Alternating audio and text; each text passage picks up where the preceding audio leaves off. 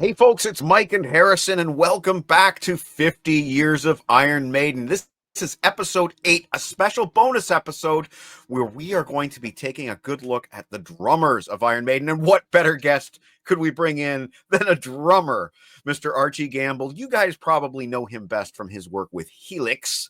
Give me an R. Archie, welcome and thank you for doing this.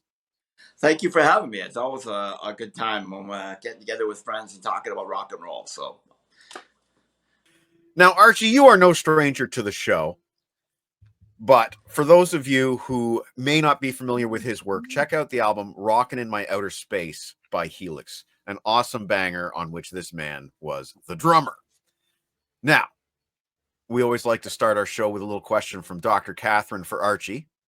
So here is an Iron Maiden question for you. Are you ready, sir? I am. Bring it on. All right, here we go. Hey, it's Dr. Catherine here, and I have a really quick question for Archie. I normally ask about primates, but I'm going somewhere different today. I am a fan of the Trooper beer. I'm a big beer fan, love to try different beers, really like the different varieties of the Trooper beer. And I am curious, do you like beer? And if so, what are your thoughts on the Trooper beer? Have you tried it? Do you think it's good? What are your thoughts? Would love to know. Thanks. Yeah, on the beer, yes, I have. Matter of fact, I have. And interesting story, I had it in Helsinki, Finland, at Hard Rock Cafe. Wow. And I had the Motorhead beer, and I smuggled the two bottles out in my boots. So I asked if I could keep them, and they said no. And then when they weren't looking, I put the empties in my motorcycle boots, and I snuck out. Yeah, I don't have them anymore. I've given them to friends as souvenirs. But yeah, I really enjoyed it. It was a good beer. I mean, it doesn't just seem to be a band slapping their name on a label. They seem to actually care about the quality of it. And to me, it was a good beer, you know. Yeah, I enjoyed it. There you go. So there's Dr. Catherine's answer. Thumbs up for Trooper beer. Now, tonight we are going to be, I guess I was thinking about this earlier, and in high school, they used to say compare and contrast. So today we're going to be comparing and contrasting two Iron Maiden drummers, Mr. Nicko McBrain and Mr. Clive Burr. I guess my opening question is a two-parter for you. Were you an Iron Maiden fan in those days around the time of these two albums? And what was your reaction when you heard the news that Clive Burr was out and this other guy, Nicko McBrain, was in? So in answer to the first part of the question, yeah, I've been an Iron Maiden fan since the first albums. My best friend and bass player in my first band was obsessed with Iron Maiden, and Steve Harris in particular. So I had to listen to them whether I wanted to or not. Fortunately, I did want to listen to them, and they were fantastic. You know, I was always a little more on the Van Halen side of rock, of hard rock, than the more metal stuff, but I always had an appreciation for it and always enjoyed it. So, you know, from the first record, boom, I was in. And when hearing about Clive I remember that kind of took me by surprise because I was a teenager at the time and you don't know the politics of a band. Like we know now, looking back on it, you read the books and see the interviews and stuff. There was a lot of trouble between him and Steve Harris. They clashed on a lot of stuff. And I don't even think it was musical as much as it was personality-wise, which is usually the case. So not having any warning that it was coming, yeah, I remember being a little shocked. I thought, what a great drummer, what a great band. They're just starting to really break internationally. But you never see, it's like a marriage. You never see the inside of these kind of things. You know what I mean? It's such a personal thing. I remember it being a bit of a shock. But then, of course, Peace of Mind was Nicko's first album, right? Yeah. And my head just exploded at like the drumming on that album. And the drumming on the other albums was great, but it's so different. They really are very different drummers. But yeah, you know, it was a bit of a shock, I remember, but one I got over quickly once I heard the playing. Yeah. All right, well, Harrison, that brings us to your question. Yes, indeed. So speaking of Clive, can you tell us a bit about his style and what he brings to the table in Iron Maiden? Yeah, Clive was more like, if I had the easiest way to put it would be, I play more like Clive than I play like Nicko. Nicko's more of a technician. But the funny thing is, having said that, they've both come up with, if you're a drummer in heavy metal hard rock, they both have signature drum intros / fills that they're known for. Of course, Run to the Hills with the Prisoner, and then of course on the other side you got the Trooper, right? With Nicko. I feel that Clive was more of a feel swing rock and roll kind of drummer. Nicko's a great technician. He's got the fastest right foot in the industry. He does a lot of stuff that I couldn't pull off with 2 kick drum pedals, and I'll tell you something. I've seen Harrison. I've seen very few drummers play the intro to the Trooper correctly. Never mind the actual groove in the song. It's very complicated. It's almost like progressive music, right? But it flows. What a drummer, man! Both of them. I mean, to play with Iron Maiden, you've got to have your chops, right? Because it's not backbeat music, AC/DC 4/4 backbeat. It's complicated arrangements, and pretty much, if you look at it, one thing they have in common: Steve Harris writes the rhythms for those songs, because typically, from what I understand, he writes on a bass, and his bass lines will dictate how the drums are going to go. Because you get a lot of the Maiden songs what they call the gallop, right? Dun digga dun digga dun digga dun digga dun digga dun. Well, there's only one way to play to that, and that is to follow it. Because the bass is dictating what the drums are going to do. So never forget that it's Steve Harris's band, and whoever is in that drum seat, he has to have approval of, right? And they have to be able to play to him and with him. So to compare the two, I'd say Clive's a little more swing rock and roll, and I think that Nicko's a bit more of a technician with more precise chops. Both great, though. Yeah. As a sort of coda to that, I'll just say that another one of my favorite Iron Maiden drum intros that you didn't mention was Another Life, where it goes around all the stereo and you're listening with headphones. I love it with that descending tom fill thing at the top. Clive on Another Life. That. Yeah, for sure. Absolutely. Yeah, man. I don't know how he could play that drum setup.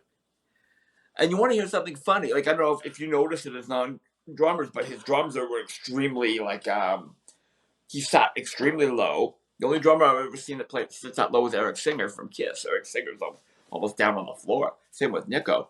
And the drums and cymbals really high and flat. And it's funny because he never always played that way. But he was I've seen video of him play with Pat Travers and before Iron Maiden, and he just played a regular drum setup. So I don't know, something changed along the way. Maybe to be able to play a bigger kit, to be able to play metal, he had to change the angles to be more metal friendly, Well, yeah, something about that kit. Bruce Dickinson does mention in his book that Nicko uses every single piece of that kit. It's not for show. And uses it musically too. That's one thing I admire about him. You can have, well, without disparaging anyone, Keith Moon was also musical, but he also didn't play the same thing twice. And sometimes he was just playing animal aggression and passion and hitting whatever was in front of him. Nicko, it's all thought out. The drums are tuned to notes. They're musical, melodic. His fills are very musical and melodic. Just what a great player, Yeah. Well, I guess I'll toss it back to Mike now. And I have kind of a difficult question for you, but, let's give it a shot anyway.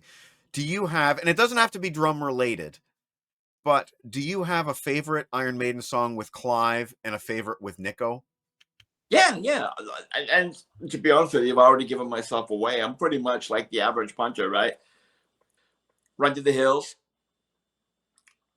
for Clive, and the Trooper for Nicko. I mean, just classic drum parts. Remember, like, very memorable signature stamp of their feel on, and perfect for the song, and complicated too. Like, I could play Run to the Hills, but I can't play the Trooper, not properly. You know what I mean? Not with the right feel and drive. But yeah, that would be my answer to that.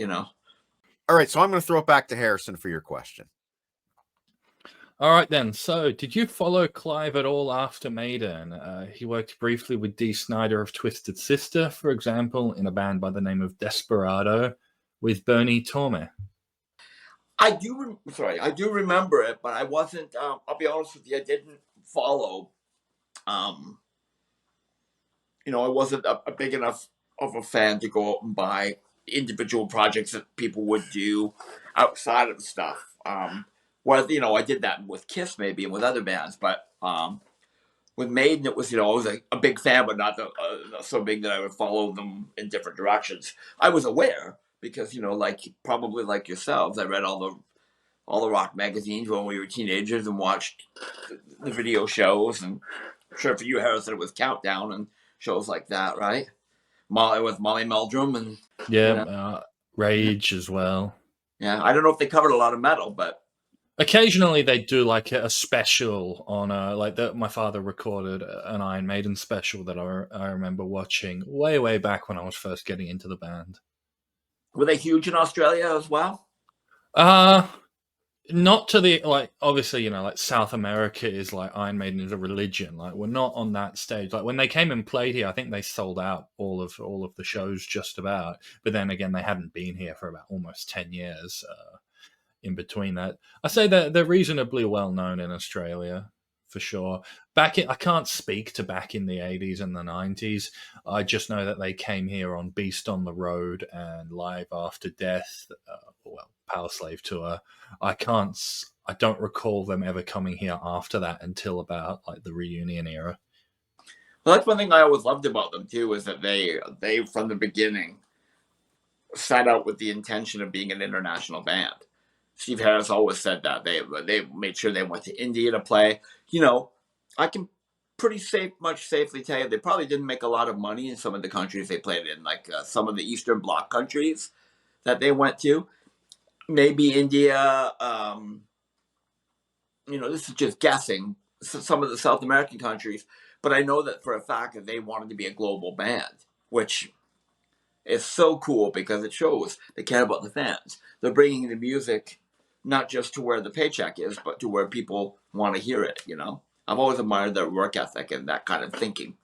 And during the 90s, when sort of heavy metal in general was on the back burner in the public eye, it was places like South America that helped keep the band alive on the road. True.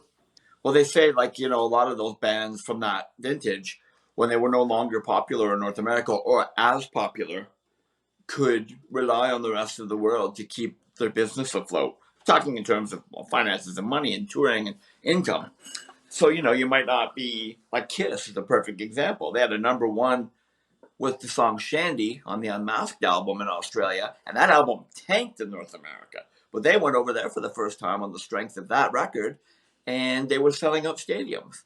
So you know what I mean? And then they went to same thing with the Creatures of Night album. It tanked here. And then in South America, there's playing 250,000 people in Maracana Stadium, right? So the world's a big place, you know what I mean? And smart musicians know you got to be forward thinking. If you can take your music global, you'll always have an audience, even when the trend has moved on. All right. Well, thanks for that, Archie. I am curious. When Nicko came into Iron Maiden, obviously the style of the drumming changed. You mentioned that he was more of a technician rather than a swing kind of drummer like Clive. How would you elaborate on Nicko's style within Iron Maiden? Let me answer that by starting with they were both musical drummers. Like a lot of times you get someone that's a technician and it's not very tasteful. It doesn't add to the music. My partner, excuse me. I had something in my throat there. Sorry. Sorry, I should have done that. That was low. But there's certain drummers that are extremely amazing technical players, and in my opinion, aren't necessarily melodic. That's just an opinion. So Nicko was more technically advanced than Clive, for certain. Any drummer would tell you that. But he didn't trip over his own feet and get in the way of the music. So, he was doing stuff that was his right hand on his ride cymbal work, the bell of the ride cymbal, very intricate combos, kind of jazz fusion kind of stuff. Prog almost, as I said. So I think he brought more of I think he brought more of a prog rock element to the music in a good way. Which I'm sure Steve Harris appreciated. Yeah, oh, well, for sure. And Harris had the chops. And if someone like Nicko is pushing him, he's going to play even better than he did before, right? It was a little more raw, I think. When they had both Paul Di'Anno and Clive Burr and Iron Maiden, it was a little more punk / rock / metal. When they got virtuosos in, like Dickinson's a vocal virtuoso and Nicko's a virtuoso drummer, the technique went up, so therefore the ability went up, and therefore the complications and the more complicated playing, more complicated arrangements and parts came in. But I think you nailed it, Harris. I think, I know this for a fact that Steve Harris runs Iron Maiden with a iron fist, pun intended, right? But that's his band. He's formed it and he runs it, right? I mean, he's always managed to keep it from getting too up its own ass, as they say, right? Too technical and too, I mean, Ryan and the Ancient Mariner was pushing it. That was like not necessarily in terms of technique, but in terms of epic length and to meet. But even that worked. The fans loved it, right? So yeah. In summation, I just say that Nicko brought more of a almost progressive rock type of drumming to it. But like Neil Peart with Rush, it worked. It still rocked. It still kicked ass, right? Yeah, and I think the Peace of Mind album is sort of the first real step in that direction with stuff like To Tame a Land. And yeah. All right, well, Harrison, that brings us back to you for the next question. All right, and we are sticking with Nicko here because I'd like to know, this is a bit of a funny question, but what do you think of Nicko's famous stance that double bass drum pedals are undrummerish? Well, I will say this. I'm going to be a total hypocrite right now because I've had 3 or 4 double bass kits in my life. But I think he's right in terms of my personal like. Then again, John Bonham's my favorite drummer. Another guy with an incredibly fast right foot. Nicko, it's easy for him to say because he doesn't need to back. He's so great. His foot is so fast that he can get away with that. Like again, like stuff like the Trooper or whatever. Lots of other stuff. What's that one song that he's playing? You can see a clip on YouTube. They're filming at foot level of him live, and the kick drum pattern is basically like a, which sounds like a double kick, right? It sounds like, but it's one foot going. Insane. Could be the Wicker Man. Insane. I know that's got a. Yeah, I would say it's the Wicker Man because he does some wicked fast stuff at the end of that song. yeah. So I mean, it's I guess that would be in my answer. Like it's easy for Nicko to say because he doesn't need. I've relied on it myself a few times. Like if I were to play the Trooper, I'd probably have to cheat and do it with double bass. It wouldn't sound right, but in order to pull it off, I would have to. You know what I mean? Because he's just got such an incredible foot, like Bonham. Also going to say that I've heard that right foot thing also about Leonard Hayes from Y&T, that he's got just a wickedly fast right foot. He does. Got the same thing. He got a wicked right foot, right? Yeah. So as a coda then, for the people at home, I'll just say that Nicko did actually go on to use a double bass pedal on one song in Dance of Death, which, if I recall correctly, it was Face in the Sand. Yes. Well, you know what? Around that time, I think there were probably... Sometimes there's pressure from within and without to keep up with what's going on in metal. Like Maiden is its own category. Maiden's its own highway, its own lane on the highway of metal. There's the Maiden lane, and there's Thrash, and there's this and that, but then there's Maiden. There's a sound. But that said, I think sometimes you want to keep up with the contemporaries and maybe try something new. So I don't know. I would, if I had to guess, I would say probably Harris. Saying, I want you to try this, something different, trying to step forward and try something new. That would be my guess, but maybe it was Nicko. Maybe he wanted to do it. I don't know. It's interesting. I never knew that. Yeah, it's a deep cut basically on Dance of Death. You'd have to sort of like look into the album recording in order to have known this. And Dance of Death isn't the most popular Iron Maiden album, but Yeah. Yeah. Wait, it's Yeah. like a helicopter, basically. Or what if you know what's going on there, you can instantly twig like, yep, that's a double bass. Yeah, I was just gonna say, as soon as he named the song, I knew. We're done this. I'm going to listen to it again. I haven't listened to it in years, so that's very cool. Okay, so Archie, I'm curious, just kind of a follow-up to a previous question about Clive. Have you ever listened to Nicko McBrain outside of Iron Maiden? Actually, I have. I've purposely gone and backtracked and dug deep in the vaults to check out his drumming, because I love it so much in other situations. I've heard him with Pat Travers, and all this is courtesy of YouTube, I have to admit. And a bit of Trust. I've played a bit of Trust stuff. I think he played on the live version of Antisocial, right? Possibly. There might be I think there's a couple live versions out there. I have a few Trust. I have a Trust studio album and a Trust live album from 1980, but that predates Nicko McBrain. Yeah. So it's much like Tommy Aldridge. I went back to listen to Tommy Aldridge with Pat Travers as well, right? Like there's a lot. I'm pretty sure it's Tommy Aldridge that plays on Snortin' Whiskey by Pat Travers. There's some great drumming on that song, and I went back because I didn't know if it was Nicko or if it was Tommy, and I'm almost positive it was Tommy. But in the spirit of that, I have gone back and checked out other bands and drummers I admire have played with, and certainly with Nicko. I know for a fact I went and checked out some stuff, deep diving on YouTube with Pat Travers in particular.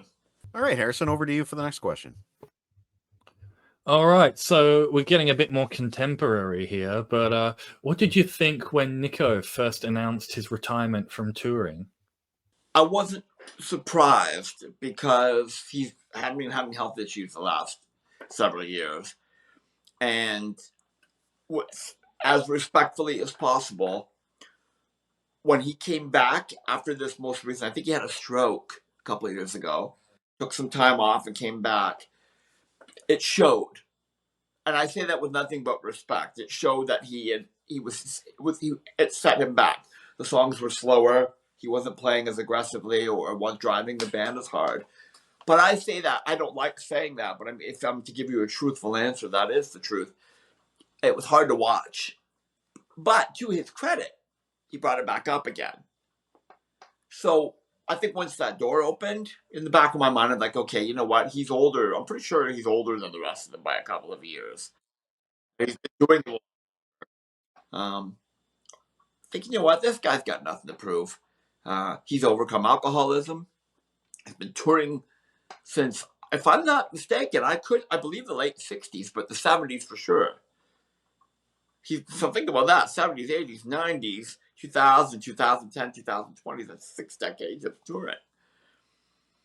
And he's getting older, and that stuff's not easy to play. This is, if I may, I get a little long-winded, but it ties into the answer.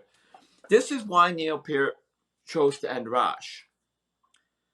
Because he felt that he was still able to play the stuff. This is before it was determined that he had brain cancer. He backed away because he was still able to play the stuff with the proper conviction and the proper drive and strength. But he knew that he was getting older and it was coming, and he wanted to leave at the top of his game, which I admire so much. If you read his books, he talks openly about it. And you read interviews with Alex and Getty, they say the same thing. They wanted to keep going. But he said, look, I don't want to be a parody of myself. It's interesting. I don't know if this decision was Nicko's or if the band sat him down, but I think it was the right decision, because if you see the video footage, as I said again, respectfully, after he came back from a stroke, he was struggling. And to his he had credit, to relearn a lot of the parts. Yeah, but to his credit, he did regain his Nicko-ness again, right? So I think that was probably the best way to go. He came out swinging and said, see you later, still playing great. Because who knows how great he's going to be playing if the next tour happens in 3 years. The next album, next tour is in 3 years. Who knows how great he's going to be playing then. You know, it kind of ties into this Ozzy thing, which we don't have to get into. But I mean, I hope Ozzy doesn't tarnish his legacy with this Birmingham show with Black Sabbath, because he can hardly walk. I hope he proves me wrong. But see, we don't want to see that from Nicko, do we? what would break your heart more? Watching Nicko leave Iron Maiden or watching Nicko suck in Iron Maiden? Ask yourself that. I am happy with the ending of the Nicko You know? story. If I may ask a follow-up question, specific to drummers, we've seen it with Joey Kramer from Aerosmith and sometimes Bill Ward from Black Sabbath, but is it harder specifically for a drummer to last the lifetime of one of these legacy touring bands? Absolutely, especially in hard rock and heavy metal. Jazz is complicated music, but it's not necessarily hard-hitting or physically. Like, you could play jazz lighter, slower, and get away with it. You can't. In hard rock, heavy metal, you're the train engine driving the train. You've got to be there. You know what I mean? And we're starting to see it. You know what I mean? It's a lot of the people we love and admire are starting to get older and pass away or retire. And it's bittersweet because part of it's like we're so happy that I'm happy to be born when I was because I got to see all these great bands and be on the planet at the same time as them. But then there's the bittersweet angle of watching them age and in some cases pass away. If I may tell you a quick side story, you can edit it out if you want to. You brought up Joey Kramer. I was in Los Angeles. I sound like such a douche when I say that, like a name-dropping ass. I'm not trying to, but I was in LA. Do you remember the kerfuffle where they pulled Joey Kramer out of Aerosmith and they was the Grammys, right? I was in Los Angeles that day when it happened. I was at the Sunset Marquis Hotel. Wasn't staying there. I can't afford to stay there, but every time I go to LA, I go to the bar there and have a few drinks or I have a meal in the restaurant outside. So check this out. I'm going to go to the bar and get a drink in the daytime, late afternoon. There's Joey Kramer and his wife and someone else. I forget who was sitting at a table. Aerosmith were staying at the Sunset Marquis for the Grammys. So I have a drink, then he's gone. And then I heard about what happened. It was all over the internet. And I saw him again, knowing that he had been locked out of the rehearsal studio. Like, he basically went down there and they wouldn't let him in. They told him, you're not playing the Grammys, if you remember this. I'm speaking very loosely. I saw him after he was told back at the Sunset Marquis. And I wanted so badly to go up to him. He was sitting at a table with his wife. And I wanted so badly to go up to him and tell him how much his drumming meant to me. Because I thought maybe at that particular point in time, he could have maybe used hearing that. Because he had just come from being told, you're not in the band anymore. And it was wild. And seeing him sing there, like, you know what I'm trying to say? I felt like a bit like Forrest Gump. It was this historic rock and roll moment, not by choice. Like, it was like, holy shit. Because originally it was just, oh, there's Joey Kramer. And if you go to the Sunset Marquis Hotel, and it's just off the Sunset Strip, that's where everybody stays. And you walk through the grounds and you see the Black Crowes and you see Jimmy Page, like, literally. Ross Halfin stays there all the time. He was the one that turned me on to the place. And so, yeah, I see Joey Kramer in the afternoon. I was like, oh, there's Joey Kramer. He's one of my favorite drummers. He takes off. You see all this go down online about Aerosmith is locked Joey Kramer out of the rehearsal room and blah. And then I see him again. He's like, holy shit, man. In retrospect, I think I probably should have gone over and shook his hand and told him how much I loved his drumming because maybe he needed it at that point in time. But I was trying to be respectful and give him some space, you know what I mean? But isn't that kind of a neat story? You know, it's kind of cool, right? I mean, that is a wild story. I think you know, you did the right thing, erring on the side of respect. I think you did the right thing. You know, sometimes you got to gamble, and in that case, you never know. Maybe it would have been. You don't know for sure how he would react to hearing that on that specific day. That's why I didn't go over, because I thought he might be still really upset. Yeah. No, you did the right thing.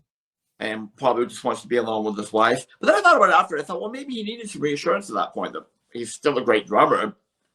It was kind of a shitty thing for them to do. But I mean, I don't know. Again, like, come full circle with the original thing we talked about. You don't know. A band is like a marriage. You don't know what goes on with a couple.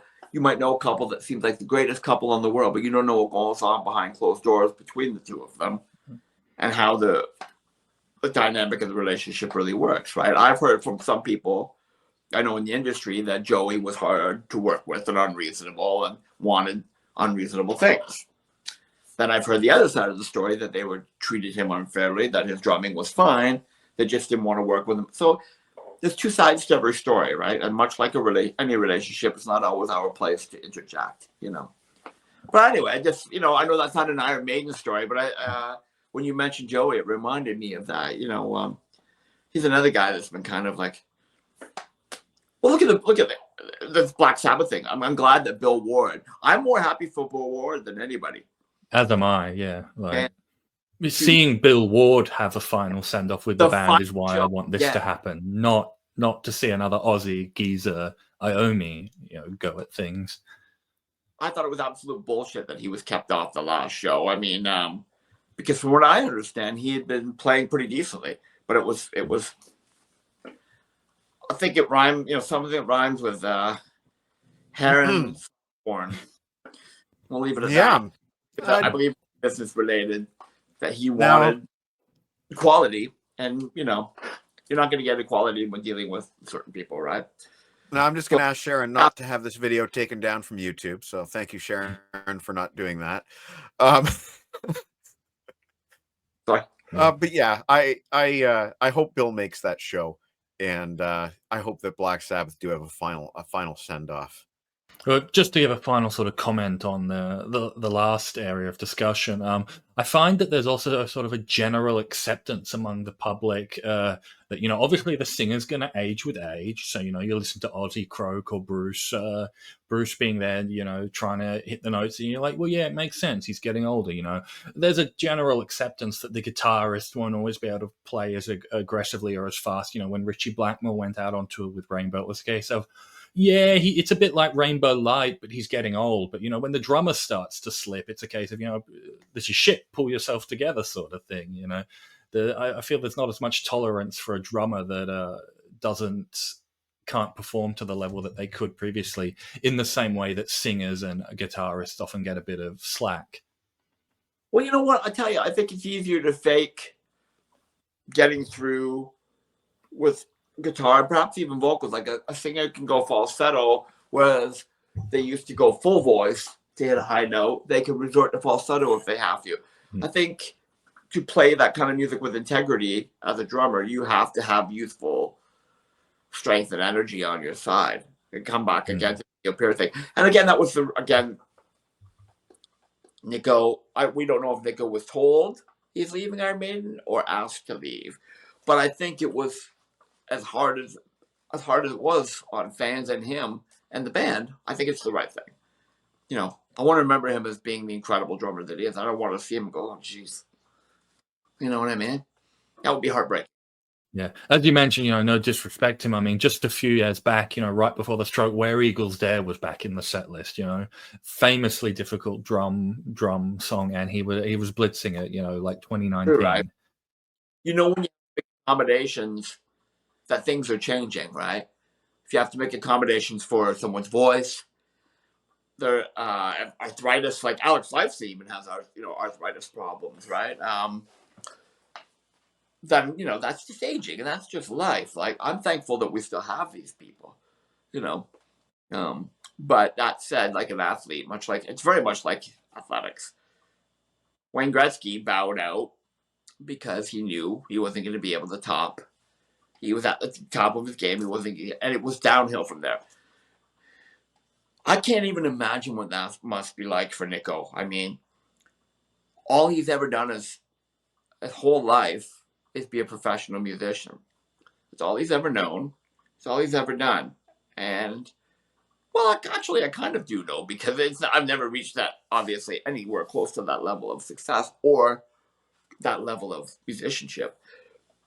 But what the life I used to know was basically gone. You know what I mean? I used to tour over 300 days a year, you know, sessions and teaching, and just my life was revolved around music. And as things change, the world changes. My world has changed. I'm kind of on the sidelines watching now.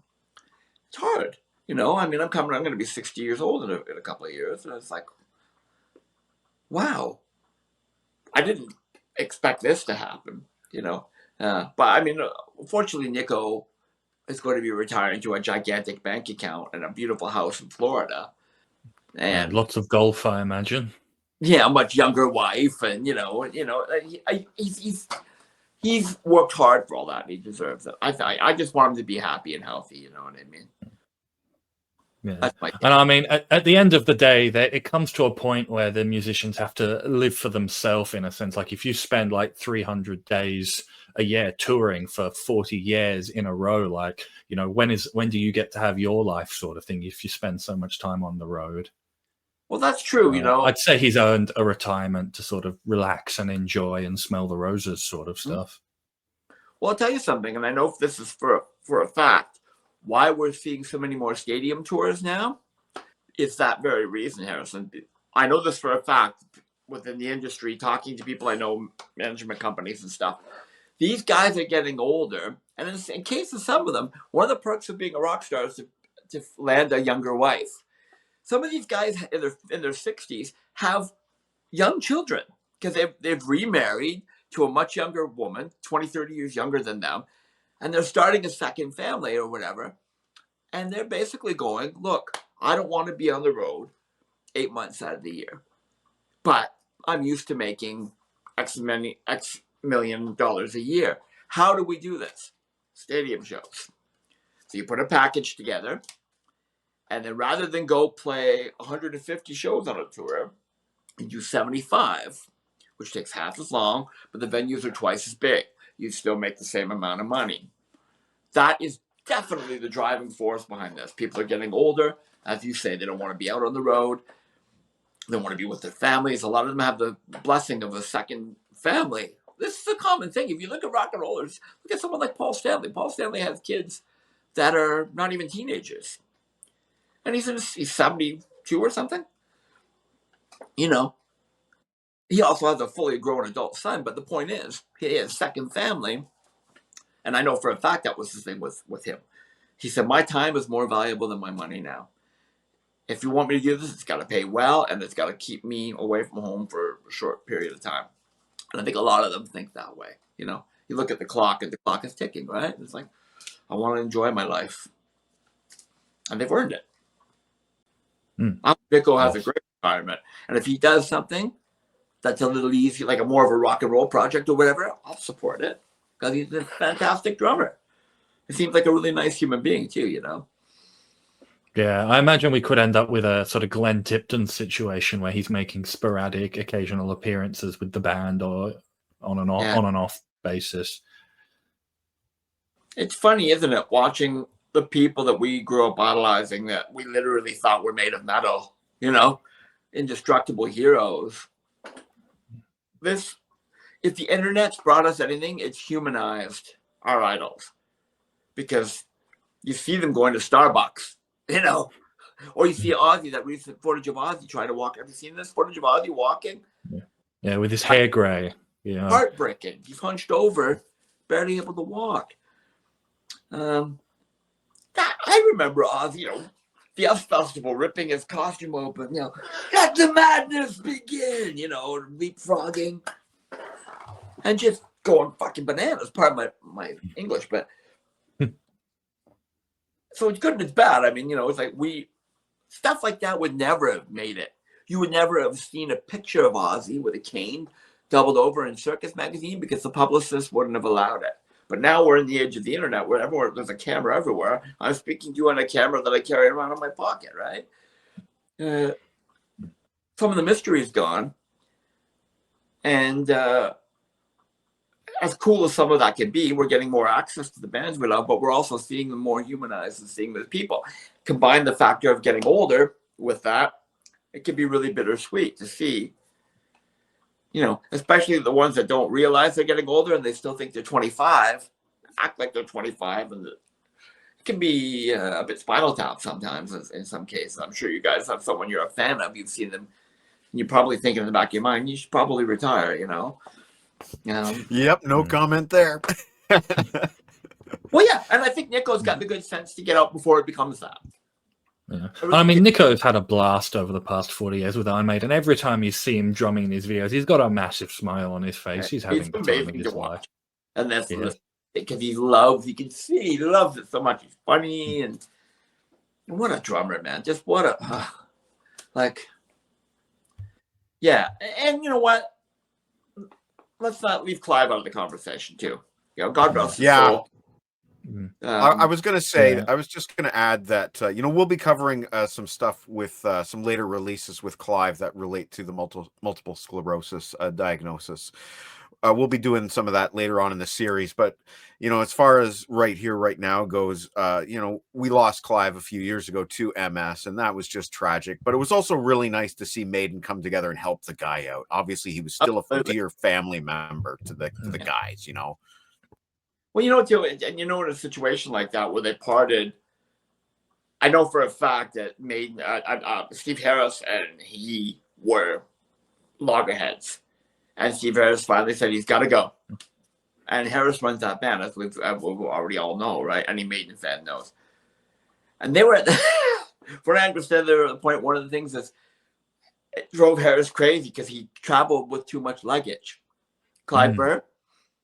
Yeah, that was the very start of it. He got a little bit of extra luggage, Bruce said, and it snowballed from there. And he said, Bruce was like, in hindsight, it's crazy how these little things, when you're on tour all this time, suddenly start to grate because, a little bit of extra luggage, a little bit of extra time checking in and so on and so forth. Almost never musical. And I can attest to that, even the success level I got to.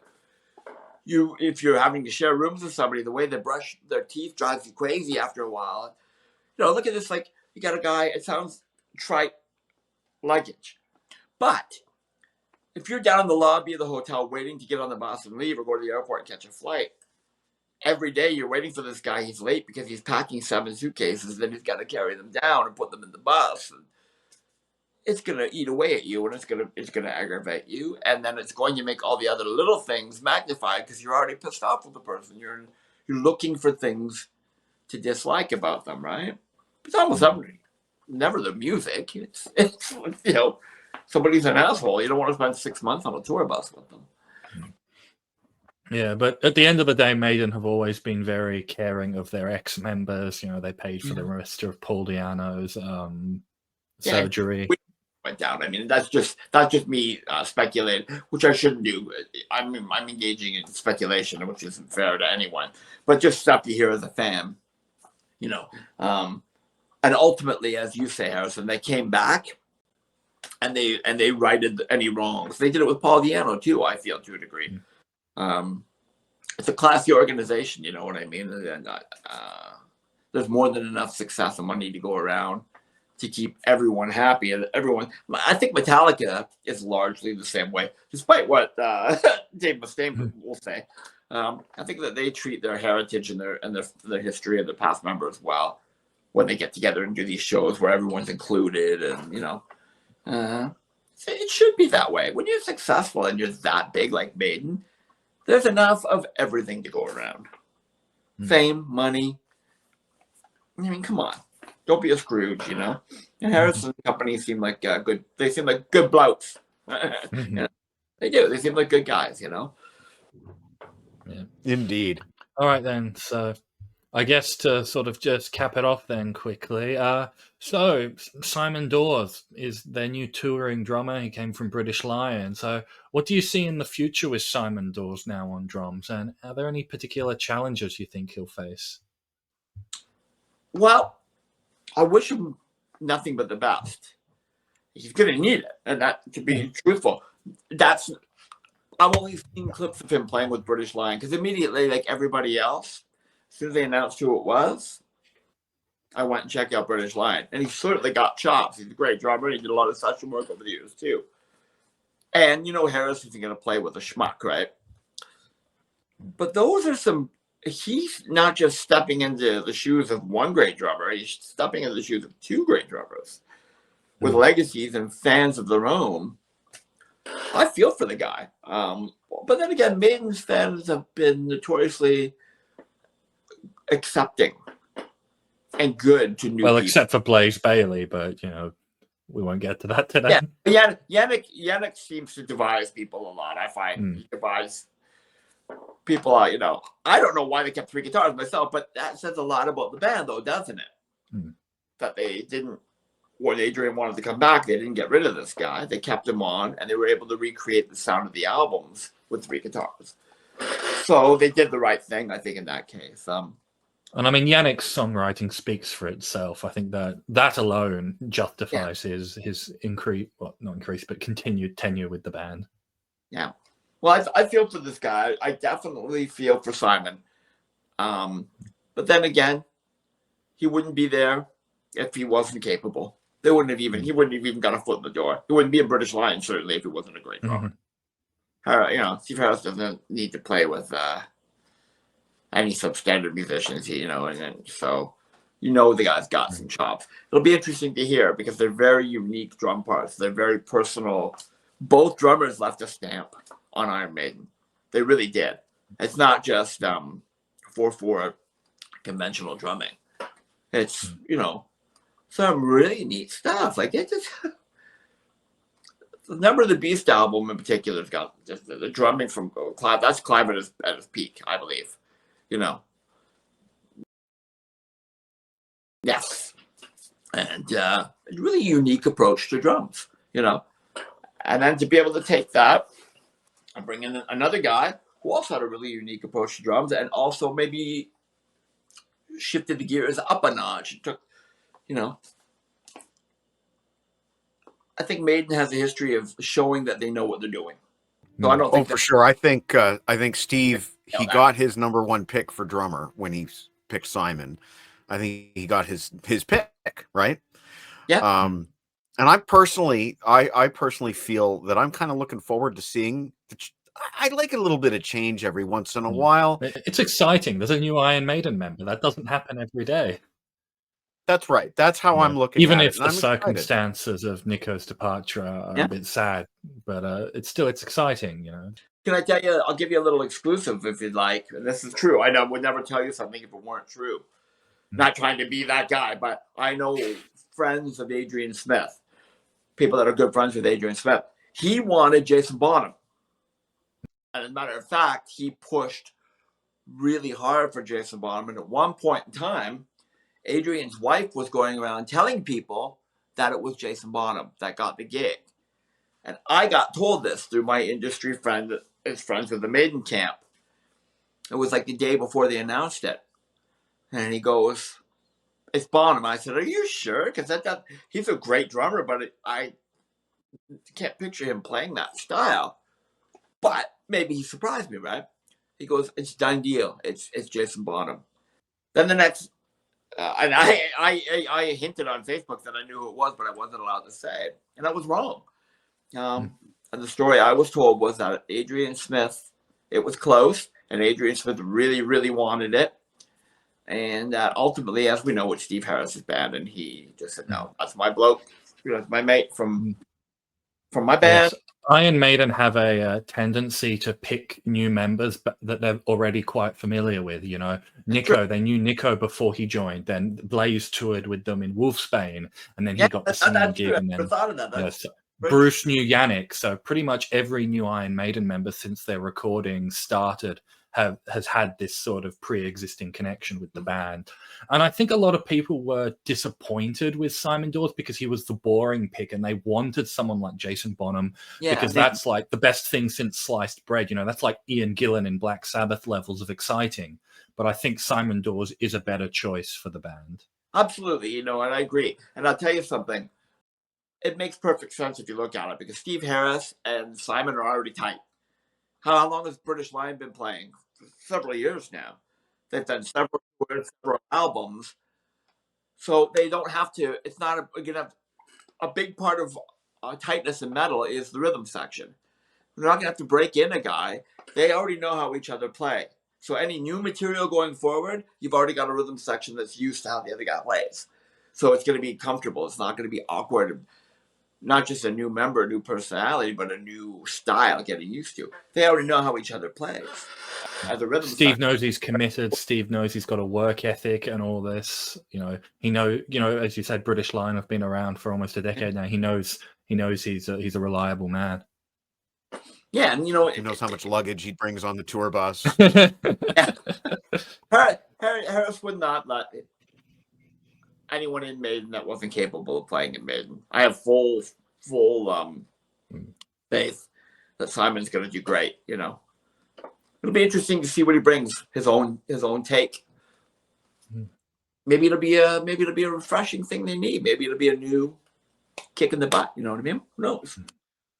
All right. Well, with that in mind, we all look forward to the upcoming Iron Maiden tour. We'll be seeing what they're going to be playing in the set list. We'll be seeing how Simon does.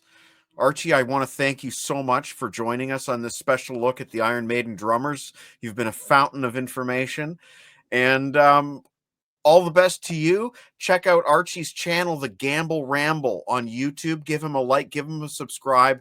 He's always talking different topics all the time. And thank you once again for this awesome chat about Nicko, Clive, and Simon. Cheers, buddy. Hey, Harrison, take care of yourself. Thank you. You too.